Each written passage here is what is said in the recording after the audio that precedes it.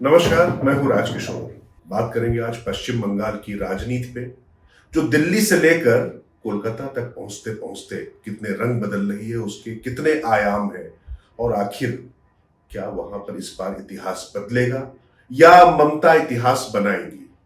ये भविष्य के गर्त में है, लेकिन जो कुछ हो रहा है बड़ा दिलचस्प हो रहा है। यकीन मानकर चलिए कि असली जो महासमर है वो पश्चिम बंगाल में चुनावी लड़ा जा रहा है। तो उस पर बात करने के लिए हमारे साथ अमर उजाला के वरिष्ठ पत्रकार हिमांशु मिश्रा जी। हिमांशु जी, बहुत बहुत स्वागत है आपका इस पंचायत में। धन्यवाद। तो हिमांशु जी, क्या हो रहा है, क्या कर रहे हैं मोटा भाई? क्योंकि ममता पर सीधे प्रहार कर रहे हैं, लगातार करते चले आ रहे हैं, लेकिन बहुत कुछ ऐसा हो रहा है जिससे ऐसा लगता है कि मुद्दा होना चाहिए था ममता बनर्जी के खिलाफ, उनके खिलाफ एंटी इनकम्बेंसी को लेकर 3 बार से सत्ता में है वो, लेकिन मुद्दा एसआईआर बनता दिखाई पड़ रहा है। कैसे देख रहे हैं इसको? पिछले कई चुनाव से देखें तो इस बार थोड़ा सा बिल्कुल समीकरण बदला हुआ है। इस बार देखें कि पिछली बार वाम मोर्चा और कांग्रेस ने मिलकर एक मोर्चा बनाया था। इस बार वो मोर्चा नहीं है। दूसरी नई चीज़ जो सामने आई है वो आई है AIMIM, ओवैसी और हुमायूं कबीर, जो टीएमसी छोड़ के अभी आए हैं। बाबरी मस्जिद की नींव रख के अचानक से चर्चा में इनका गठबंधन हुआ है। और इस मोर्चे में जो शामिल IPF थे, IPF फुरफुरा शरीफ वाले, उनसे भी बातचीत चल रही है। तो लगता है कि क्या पहली बार, ये सबसे पहला सवाल है, क्या अल्पसंख्यक मतों में इस बार बंटवारे की गुंजाइश है? अगर बंटवारे की गुंजाइश है तो ममता के लिए ये खतरनाक संकेत है। और दूसरी चीज़ है कि इस बार ममता का चौका या बंगाल के सियासी घमासान से जो कीचड़ बना है उसमें कमल खिलेगा या नहीं खिलेगा, इसका सवाल है। तो इसमें है कि चुनौतियां दोनों की अलग अलग हैं। अब देखना होगा कि ये चुनौतियों को पार पाने के लिए अलग अलग दल क्या कर रहे हैं। पर आपने टर्म बड़ा इंटरेस्टिंग यूज किया है कि जो वो घमासान से बोलते ना, कीचड़ हो गया, जो बहुत ज्यादा लहालहोट हो जाओ या जो उसमें पूरी तरीके से जब लोटपोट कर जाओ, बल्कि लहालहोट तो थोड़ा खुशी वाला शब्द हो गया, लेकिन जब लोटपोट करने लगो कहीं पर, थोड़ा सा सियासी नमी हो तो वहां पर कीचड़ बन जाता है। वो तो सब ठीक है, लेकिन आपने एक महत्वपूर्ण बात कही, अल्पसंख्यक मतों में बिखराव। 28% अल्पसंख्यक मत है, और जब वो पढ़ता है तो प्रतिशत में वो 40 के करीब हो जाता है, क्योंकि जिस तरीके से उनका परसेंटेज होता है। वो कहीं आपको गुंजाइश लग रही है? क्योंकि फुरफुरा शरीफ और आपने जो हुमायूं कबीर सबकी बात तो की है, लेकिन सबको पता है कि आखिर वोट अगर कटेगा तो वहां पर तो दूसरा है ना, बटेंगे तो कटेंगे। यहाँ मुझे दो चीज़ नज़र आ रही है। एक, हमारे पास एक उदाहरण है बिहार चुनाव का, जहाँ यही परिस्थिति थी कि एनडीए हार गई, तो ये भाजपा नीतीश के इसमें गठबंधन हो जाएगा।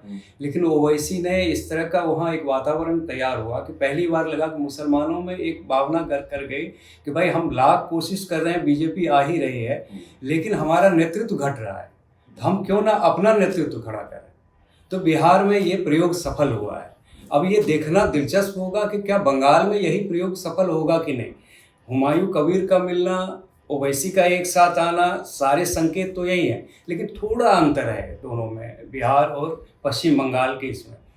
यह बिहार में नीतीश कुमार लीड कर रहे थे गठबंधन को, जिससे मुसलमानों में बहुत ज़्यादा उनके प्रति नकारात्मकता का भाव नहीं था, भय भी नहीं था।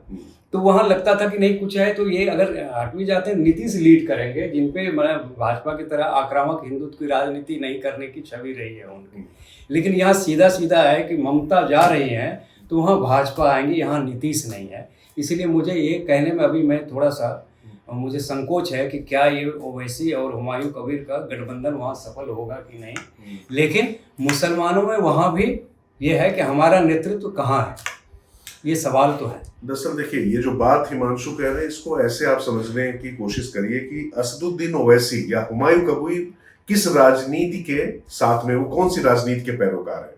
वो कहते हैं कि जो मुसलमानों के जो मसले हैं उनको समझ कोई मुसलमान सकता है, तो उनका नुमाइंदा मुसलमान होना चाहिए, उनका नेतृत्व करने वाला मुसलमान होना चाहिए। लेकिन एक बात तो माननी पड़ेगी कि भारतीय जनता पार्टी को फायदा वहीं पर हुआ है जहां पर उसके पास चेहरा था, या वो सत्ता में थे, बिहार का जब आपने उदाहरण दिया।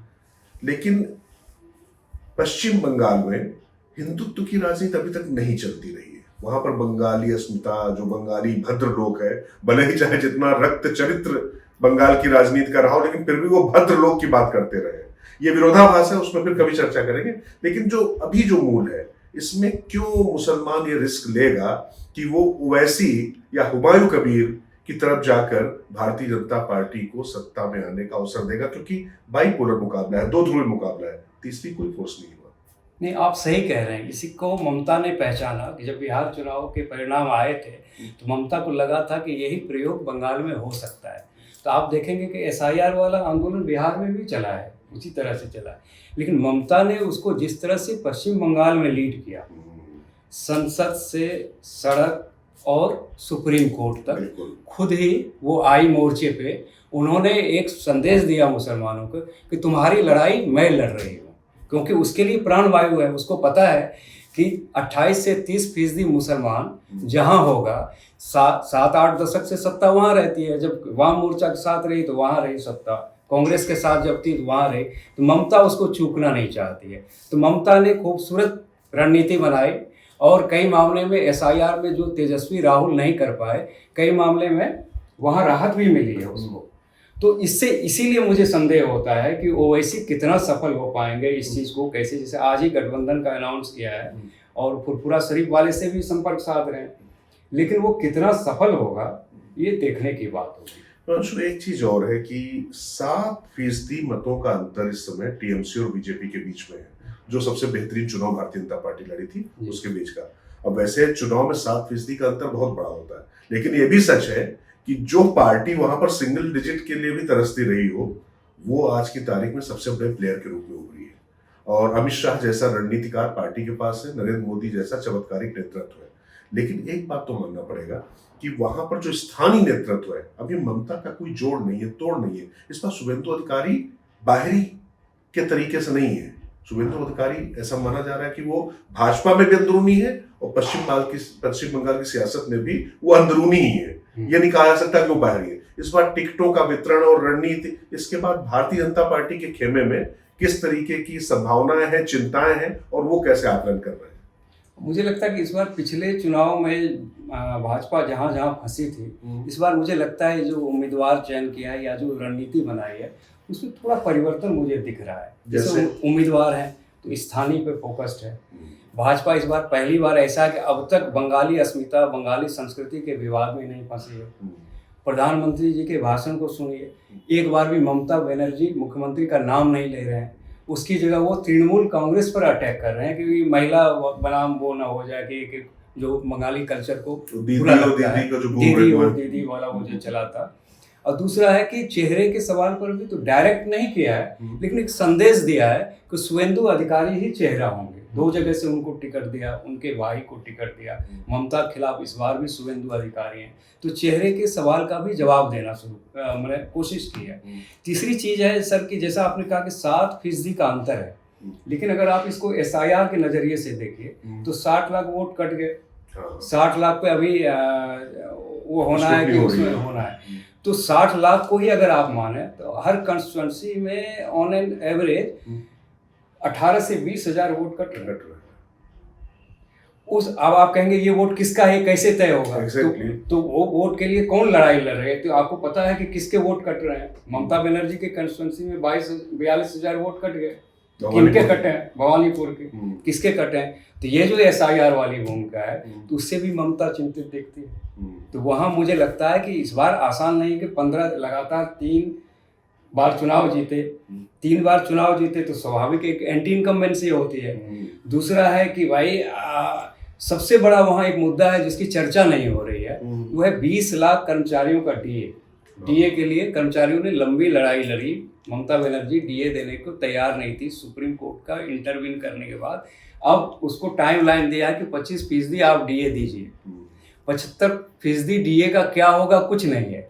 तो पहली बार जो एक देखता है कि जिसके साथ बंगाल की सत्ता रहती है तो शासन, प्रशासन, कर्मचारी सारे उसके साथ एकजुट होते हैं। वहां मुझे थोड़ा बिखराव दिखता है इस बार कि कर्मचारियों में वाकई नाराजगी है।